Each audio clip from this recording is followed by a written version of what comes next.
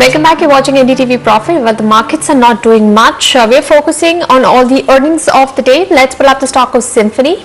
That one is trading weak versus fourth quarter earnings. It is down 4% now. Let's take it through the earnings.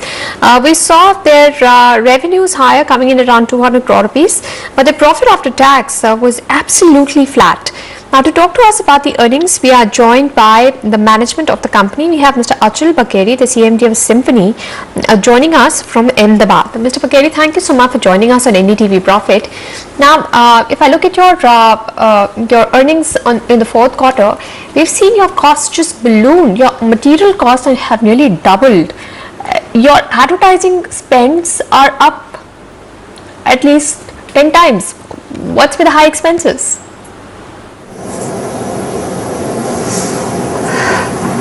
Well, let me explain the advertising thing first.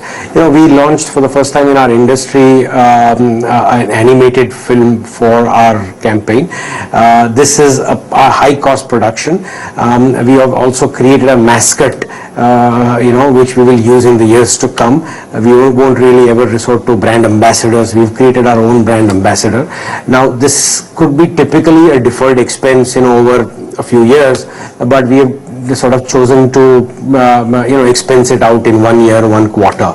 So which is why you will see this disproportionate sort of ad spend in that quarter. So that's one. As to what appears to be the cost of sales or manufacturing having gone up, raw material cost having gone up, it's actually the other way around. The manufacturing cost or the bill of material costs have remained flat, but the sales value has, the average sales value has dipped, which is why as a percentage of sales the manufacturing cost seems higher. Now the sales value has gone up, has gone down because we launched a new range of products at an introductory price, and bulk of the sales of that entire range took place in the last quarter, which ended in March. So because of that, the numbers look to be deflated. The sales numbers look to be deflated, and specifically about that range, it is called Touch. It's a completely different revolutionary product. It's digital and all of that, and the response to it was overwhelming. So while we decided months ago to give it at an introductory rate, at that time we had no clue that the response to it from the market would be so stupendous. So we were really caught off guard. So we had the option of raising prices midway, but we chose to sort of take a hit on the margins and maintain predictable, sustainable kind of a pricing structure, and produce as much as we could and cater to the demand that was generated. But in the process, like I said, the margins have got squeezed. Right. So now we'll come to the new product launched. For the air coolers business, I would assume that this may not be the high season, the January to March quarter. Your sales are higher, and when it comes to your profitability, even that is done well. So can you talk to us about the volume growth in the coolers segment? The traditional cooler system. The volume growth is almost in sync with the value growth. All right. Now going ahead, what kind of response have you seen during this time? Now April, May, we're seeing North India pretty hot. You've launched this new product, the Touch series. What kind of pricing are you looking at now? Is the introductory pricing over? Because of this new product, what kind of incremental change are you seeing in the volumes? The incremental price, the introductory prices actually continue. The prices were announced, they were advertised, they were printed on the boxes and everything. So sort of that's a little too late in the year to sort of do a U-turn. So even in the current quarter, we will continue to sell that range at an introductory price, and which will have an impact on the bottom line. As far as the summer and the sales are concerned, we were off to a very good start for this quarter. So April was fairly good, but towards the end of April and all of May, things have been not so good.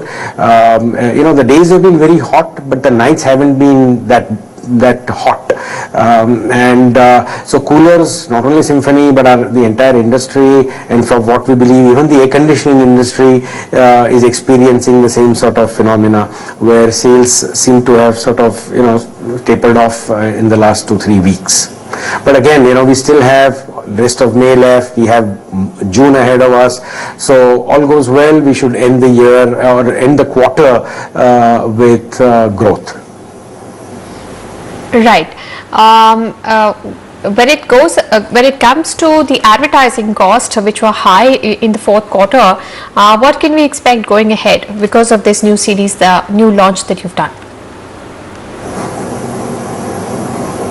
No, as far as advertising costs are concerned, from the current quarter onwards, it should be back to normal. Right. So what can we expect for margins?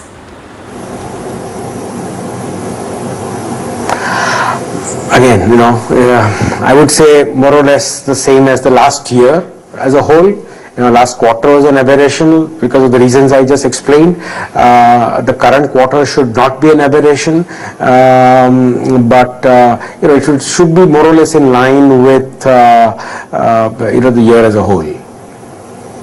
All right, Mr. Bakani, one last question. For FY18, what kind of revenue growth are you penciling in? What kind of growth? Revenue growth. Is your question, what kind of growth are we expecting? Revenue growth. Okay, again, our revenue growth should be sort of more or less an extension of our past track record, which has been 30-35% sort of annual revenue growth. We expect to be able to maintain that in the years to come, including in 2017-18. All right, thank you so much for speaking with us and giving us the details of the earnings posted by Symphony in the fourth quarter. We're going to slip into a break at this moment in time. When we come back, we'll track the markets. We'll